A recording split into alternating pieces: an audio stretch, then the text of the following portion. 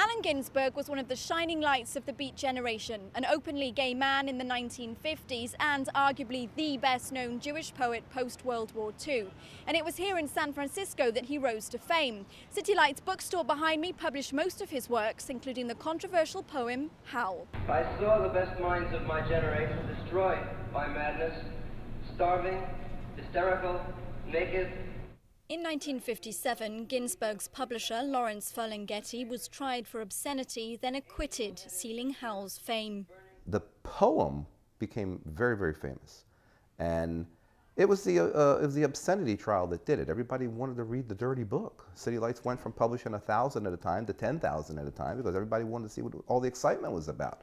San Francisco, of course, along with New York, are the two main Beat locations, although there's lots of others. They met in New York City, they got famous in San Francisco. Allen kind of made San Francisco his second home. He spent a lot of time here, and he had a lot of friends here. As City Light's bookstore marks its 60th birthday, many of those friends, along with scholars and fans, gathered for a festival celebrating Ginsberg's legacy. The Mechanics Institute Library hosted a panel discussion chaired by fellow Jewish author Alan Kaufman. He says Ginsberg's work is firmly rooted in his Jewish heritage. If you read Howl, as you read, he refers to Malach, he refers to Baal, he refers to all of these elements from the Old Testament. And so Alan is taking the posture as a gay Jewish man in the 1950s, in the McCarthy era, of an Old Testament prophet.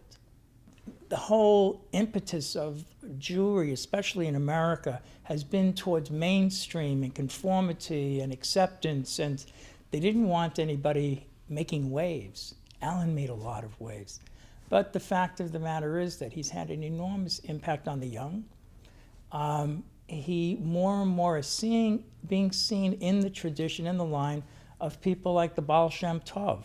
Some panelists knew Ginsberg, who died in 1997, personally. They regaled the audience with impersonations and anecdotes. Operator, this is God. Get me Kerouac. There were performances of Ginsberg's poetry. 10:10. 10:10 cometh the dragon. And one by 84-year-old Ruth Weiss, a very early innovator of jazz poetry. She came to San Francisco in 1952, just before the Beat movement took off. It's just one of those unexplainable things. It was just ignited. It never occurred to me it would be some big thing that generations later would be interested in. One recurring discussion topic was the role of women in the Beats. Ginsberg was a tireless advocate for his right to friends, all of them male. The comradeship did not always extend to women. And I have to say that Ruth Weiss, it's so ironic and so cool that Ruth Weiss is here because Allen pushed her off the stage sometimes. That masculine solidarity is immortalized by a lesser-known strand of Ginsberg's work, his photography. 79 prints, almost all taken by the poet, are on show at the Beat Memories exhibition at San Francisco's Contemporary Jewish Museum. They tenderly portray his relationships with lovers and friends, Beat legends like Jack Kerouac and William S. Burroughs, their experiments with drugs and alcohol, journeys abroad, and their descent into old age.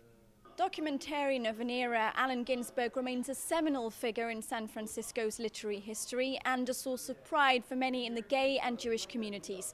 I'm Rebecca Bowering for JN1 in San Francisco.